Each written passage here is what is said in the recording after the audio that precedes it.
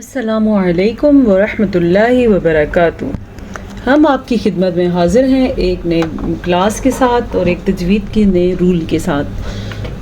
یاد رہے گزشتہ کلاس میں ہم نے سورہ ممتحنہ پارہ 28 یعنی کہ 28 پارہ سورہ ممتحنہ کی 3 آیات تقریباً پڑھ چکے ہیں۔ آج کی کلاس میں ہم نے آیت نمبر 4 پڑھنی ہے اور انشاءاللہ تعالی اس آیت میں جتنے بھی تجوید کے قواعد ہیں، جتنی بھی باریکیاں ہیں، قرآن میں کی جانے والی غلطیاں ہیں، ان سب پر بات ہوگی۔ تو چلتے ہیں آج کے سبق کی طرف۔ اعوذ باللہ من الشیطان الرجیم، بسم اللہ الرحمن الرحیم۔ قد كانت لكم اسوة حسنة۔ قد سب سے پہلے تو قاف کو موٹا پڑھنا ہے کیونکہ قاف حروف مستعلیہ میں سے ہے۔ دال کے اوپر قلقلہ ہوگا کیونکہ دال حروف قلقلہ میں سے ہے۔ حروف قلقلہ 5 ہیں، قاف، طا، با، جیم، دال۔ یہ 5 وہ حروف ہیں جب کبھی ان کے اوپر ساکن یعنی کہ یہ ساکن آیا ہوا ہے، اس کو ساکن بھی کہتے ہیں، جزم بھی کہتے ہیں۔ ساکن آ جائے تو وہاں جھٹکے کی ایک کیفیت پیدا ہوتی ہے جسے قلقلہ کہا جاتا ہے۔ تو قلقلہ کیسے کرتے ہیں؟ جیسا کہ یہاں پہ ہے قد، اگر ہم یہاں پہ قلقلہ نہیں پڑھیں گے تو ہم کریں گے قد، تو قلقلہ ادا ہی نہیں ہوگا۔ آئندہ آپ نے بھی خیال رکھنا ہے کہ جب ان 5 حروف میں سے کسی ایک کے اوپر ساکن آ جائے تو آپ نے قلقلہ ادا کرنا ہے۔ قد کانت لکم، یہ موٹا قاف تھا اور یہ باریک قاف ہے، اسے ہم باریکی کے ساتھ پڑھیں گے۔ کیسے؟ کانت لکم، یہ بھی باریک قاف ہے۔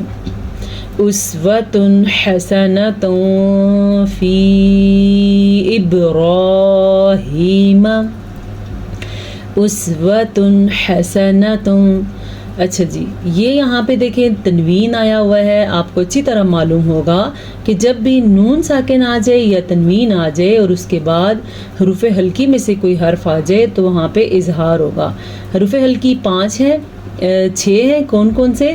حمزہ، ہا، عین، حا، غین، خا۔ یہاں پہ تنوین کے بعد حا آیا ہوا ہے تو یہاں پہ ہم اس کو ظاہر کر کے پڑھیں گے۔ کیسے ظاہر کریں گے؟ اسوۃ حسنۃ فی۔ اب جیسے یہاں پہ اظہار تھا ایسے ہی یہاں پہ اخفا ہو رہا ہے۔ اظہار کا مطلب ہے ظاہر کر کے پڑھنا اور اخفا کا مطلب ہے چھپا کے پڑھنا۔ ہم نے یہاں پہ تنوین کو ظاہر کیا ہے، یہاں پہ ہم نے چھپانا ہے۔ کیوں؟ چلیں میں آپ کو سمجھاتی ہوں۔ قرآن مجید میں جب کبھی بھی نون ساکن یا تنوین کے بعد حروف اخفا میں سے کوئی حرف آ جائے تو وہاں پہ اخفا کا قاعدہ ہوتا ہے، یعنی کہ نون ساکن اور تنوین کو چھپا کے پڑھتے ہیں۔ کیسے چھپاتے ہیں؟ حسنۃ فی ابراہیم، ایسے چھپاتے ہیں۔ فی، یہ مد ہے، اس کو آپ نے ادا کرنا ہے۔ ابراہیم، پھر سے قلقلہ آ گیا ہے، قلقلہ کرنا ہے۔ والذین معہ، وقف کرتے ہوئے ہا کی آواز ضرور آنی چاہیے۔ اذ قالوا لقومہم، اذ قالوا، موٹا قاف، ٹھیک ہے۔ قالوا لقومہم، پھر سے موٹا قاف۔ لیکن اس چیز کا آپ نے خیال رکھنا ہے، اکثر لوگ بڑی زبر، بڑی زیر اور سیدھے پیش کو لمبا کر لیتے ہیں۔ بڑی زیر کہتے ہیں جیسے یہ زیر کو، یہ ہے بڑی زبر، یہ ہے سیدھا پیش۔ اس کے برعکس ایک ہوتی ہے کھڑی زیر، کھڑی زبر، الٹا پیش۔ بڑی کو لمبا نہیں کرتے، کھڑی کو لمبا کرتے ہیں۔ جیسا کہ یہاں پہ ہے لقومہم، اگر کوئی اس کو پڑھے گا لقومہم تو اس نے بالکل غلط پڑھا، کیونکہ لی اس صورت میں ہوگا جب لام کے نیچے کھڑی زیر ہو یا لام زیر یا ساکن لی ہو تب، تو اسے آپ نے پڑھنا ہے لقومہم۔ اِنَّا بُرَآءُ مِنْکُمْ، غنہ، نون کے اوپر شد آنے کی وجہ سے غنہ، براء، پھر سے کھڑی زبر اور مد 2 چیزیں آنے کی وجہ سے یہاں پہ ہم نے مد کو ادا کرنا ہے۔ براء منکم، اخفا کا قاعدہ ہو رہا ہے۔ وَمِمَّا تَعْبُدُونَ مِن دُونِ اللَّهِ وَمِمَّا. اب آپ نے نوٹس کیا میں میم پہ رکی ہوں، میں نے میم پہ غنہ کیا ہے. کیوں کیا ہے؟ جب کبھی قرآن مجید میں میم کے اوپر شد آ جائے یا نون کے اوپر شد آ جائے تو وہاں پہ غنہ ہوتا ہے. جیسا کہ یہاں پہ میم پہ شد ہے تو ہم اسے پڑھیں گے غنے کے ساتھ وَمِمَّا، اور یہاں پہ نون پہ شد ہے تو ہم اس کو غنے کے ساتھ کیسے پڑھیں گے؟ لَأَسْتَغْفِرَنَّ، اسے غنہ کہتے ہیں.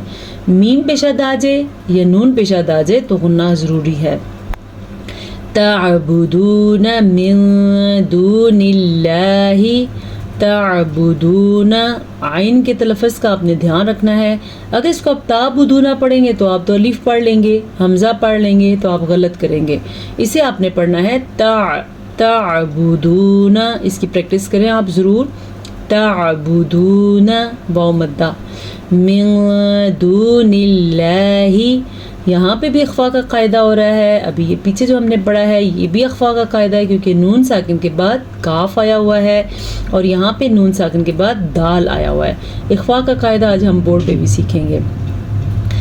اچھا زا ہے تو یہاں پہ رکنا ٹھیک نہیں ہے، اس لیے ہم اس کو ملا کے پڑھیں گے. دون اللہ کفرنا، را کو پر پڑھنا ہے، را ساکن سے پہلے زبر ہے تو اس لیے را پر پڑھی جائے گی. کفرنا الف مدہ بکم وبدا بیننا. اچھا جی، واو زبر وا، با زبر با، وبا، آگے دال زبر الف دا، وبدا الف مدہ بیننا وبینکم العداوۃ، بیننا یہ بھی الف مدہ وَبَيْنَكُمُ الْعَدَاوَةُ. عین کے تلفظ کا خاص خیال رکھنا ہے. عین اور دال کو، عین کو اتنا ہی لمبا کرنا ہے جس کی اس کی ضرورت ہے، یعنی کہ بس اتنی مقدار، سوری لمبا نہیں کرنا بلکہ اتنی مقدار ادا کرنی ہے جتنی اس کی ضرورت ہے.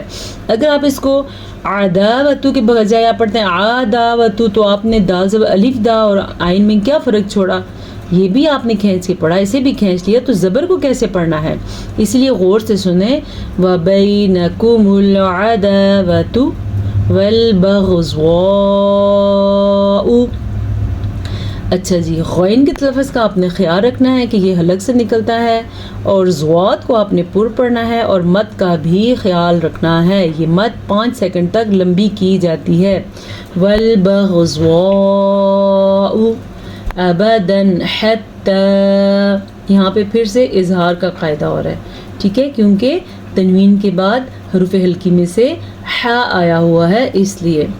تؤمنوا باللہ، تؤمنوا، حمزہ کے اوپر ساکن ہونے کی وجہ سے یہاں پہ جھٹکے کی چھوٹی سی کیفیت بنے گی. جیسے تؤمنوا، تو مینو پڑھا تو آپ نے واو پڑھ دیا. اگر آپ نے تو امینو پڑھا تو آپ نے حمزہ کا ساکن سے ادا نہیں کیا، تو آپ نے اس کو پڑھنا ہے تؤمنو باللہ. اللہ کا نام باریک پڑھنا ہے کیونکہ اللہ کے نام سے پہلے حرف کے نیچے زیر ہے. وحدہ، حا کے تلفظ کا خاص خیال رکھنا ہے اور آپ نے مد کو بھی لمبا کرنا ہے. یہاں پہ 3 سیکنڈ والی مد ہے اور ساتھ الٹا پیش بھی ہے تو تقریباً یہ 4 سیکنڈ بن جاتے ہیں، یعنی کہ 4 حرکات عربیہ کے برابر آپ نے اس کو لمبا کرنا ہے. وحدہ الا قول، یہ واولین ہے، اسے نرمی سے پڑھنا ہے. ابراہیم لأبیہ، لأبیہ، اب یہاں پہ پھر سے لی ابیہ نہیں پڑھنی آپ نے، لی ابیہ بھی نہیں پڑھنا، لی ابیہ، بس اتنی سی مقدار ہے. لَأَسْتَغْفِرَنَّ لَكَ وَمَا أَمْلِكُ، اب لکا کی مقدار آپ نے دیکھا کتنی ہے، لام زبر لا، کاف زبر کا، لکا. وَمَا أَمْلِكُ، مد کا آپ نے پھر سے دھیان رکھنا ہے کہ اس کو کتنا لمبا کرنا ہے. لکا، ٹھیک ہے، لام زبر لا، کاف زبر کا، پھر سے اس کی مقدار آپ دیکھ لیں، لکا. من اللہ، اللہ کا نام پر پڑھنا ہے کیونکہ اللہ کے نام سے پہلے حرف پہ زبر ہے تو اس لیے اللہ کا نام پر پڑھا جائے گا. من اللہ من شیء، ٹھیک ہے. شیء اتنا لمبا نہیں کرنا ہے کیونکہ مدہ کی کوئی کیفیت نہیں ہے، لین ہے، لیکن وقف کی وجہ سے تھوڑا لمبا ہو جاتا ہے، تو یہاں پہ کھینچ کے پڑھیں گے شیء ایسے، من اللہ من شیء، یہ نون ساکن ہے تو اخفا ہوگا یہاں پہ شین آنے کی وجہ سے. ربنا علیک توکلنا وإلیک انبنا وإلیک المصیر. ربنا را کو پر پڑھنا ہے کیونکہ را کے اوپر زبر ہے. علیک یہاں پہ یہ یا لین ہے تو اسے نرمی سے پڑھنا ہے اور کاف کو لمبا نہیں کرنا. اگر کوئی پڑھے علیکا تو اس نے بڑی غلطی کر دی، عین کو بھی لمبا کر دیا، کاف کو بھی لمبا کر دیا. ہم نے اس کو پڑھنا ہے علیکا علیکا توکلنا وإلیکا، یہ الف مدہ ہے اور یہاں پہ یہ بڑی زبر ہے. وإلیک انبنا. اچھا جی، با ساکن کی، با کے اوپر ساکن آنے کی وجہ سے قلقلہ کرنا ہے. کیا؟ انبنا وإلیک المصیر.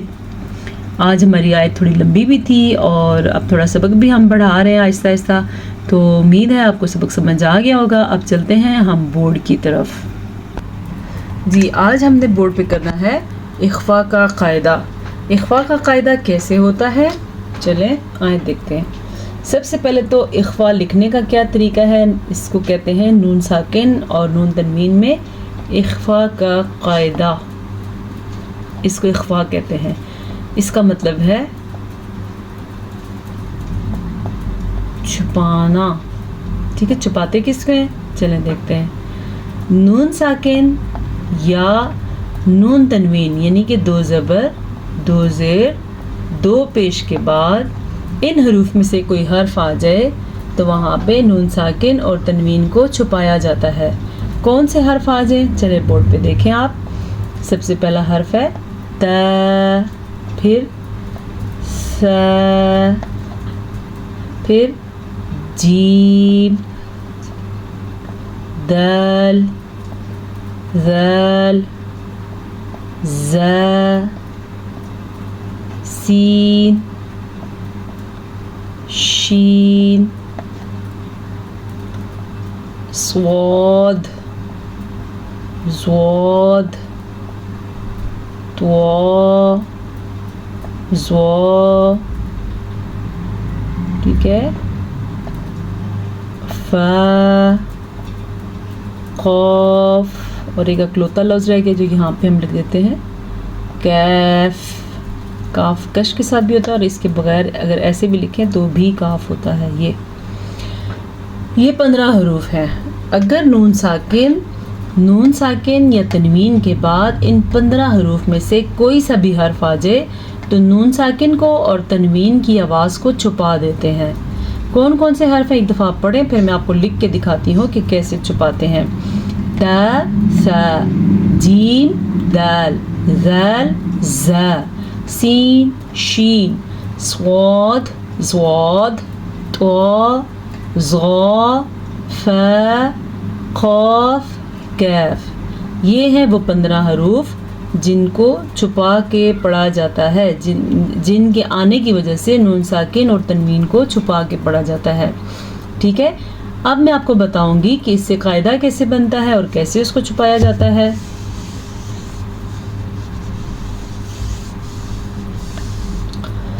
جیسا کہ ادھر ہمارے پاس ہے نون ساکن کے بعد کاف. آپ نے بھی پڑھا تھا کش والا کاف بھی اور موٹا قاف بھی. اب نون ساکن کے بعد کاف آ گیا تو ہم نے نون کی آواز کو چھپانا ہے. بجائے اس کے اس کو ہم پڑھیں منکم، یہاں پہ ہم نون کی آواز کو چھپائیں گے بھی اور غننے کی کیفیت بھی پیدا ہو جائے گی، تو ہم اسے پڑھیں گے منکم. ٹھیک ہے، جیسا کہ اور کیسے چھپانا ہے آج کے سبق میں ہم نے پڑھا تھا. تنوین کی مثال میں ہم نے پڑھا تھا، بہرحال وہ مثال مجھے نظر نہیں آ رہی. ہم نے پڑھا تھا اس کے علاوہ مثالوں میں جہادن فی، گزشتہ کلاس میں ہم نے یہ پڑھا تھا، یہ جہادن فی. اب تنوین کی آواز کے بعد، تنوین کے بعد آ گیا ہے فا، ٹھیک ہے، تو ہم اس کو فا کی وجہ سے تنوین کو چھپا کے پڑھیں گے کیونکہ یہاں پہ اخفا ہو رہا ہے. ہم اسے پڑھیں گے جہاداں فی. یہ طریقہ ہے اس کو ادا کرنے کا.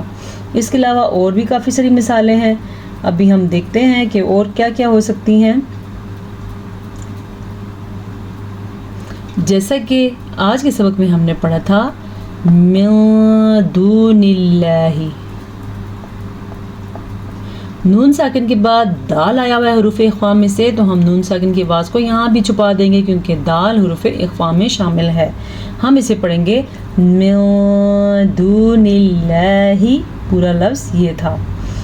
اسی طرح بہت سارے ایسے مثالیں ہمارے پاس ہیں، تقریباً قرآن مجید کے ہر پیج پہ اور ہر آیت میں ہمیں 1 سے 2 مثالیں ایسی مل جاتی ہیں جہاں پہ اخفا کا قاعدہ ہو رہا ہوتا ہے.